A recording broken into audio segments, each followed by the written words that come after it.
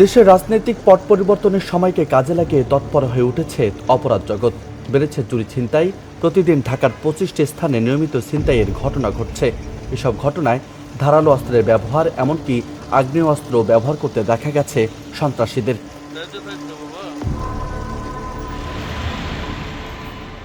এমন পরিস্থিতিতে ছিনতাই ঠেকাতে তৎপর হয়ে উঠছে আইন শৃঙ্খলা বাহিনীও। জোরালো করা হয়েছে সারা দেশের নিরাপত্তা টহল। সোমবার রাত থেকে রাজধানী ঢাকা সহ সারা দেশেই রাতভর টহল দেয় আইন শৃঙ্খলা বাহিনী।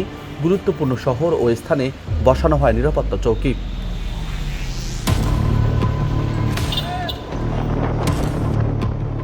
তথ্য বলছে, ঢাকা শহরের মধ্যে ছিনতাইকারীদের অভয়ারণ্য বলা হয় মোহাম্মদপুরকে।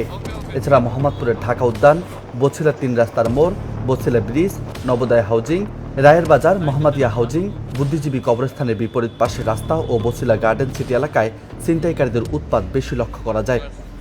এছাড়া Shonir Akhra, Jatrabari, pocket gate, Jatrabari Gulistan, Asad gate, Mirpur, Bihari camp, Kalshi পশ্চিম, শেওড়াপাড়া, মিরপুর 10, গোলচত্বর, মতিঝিল, পল্টন, এয়ারপোর্ট, কুড়িল বিশ্ব রোড, বাসতলা, রামপুরাও আছে ছিনতাইয়ের জোনে।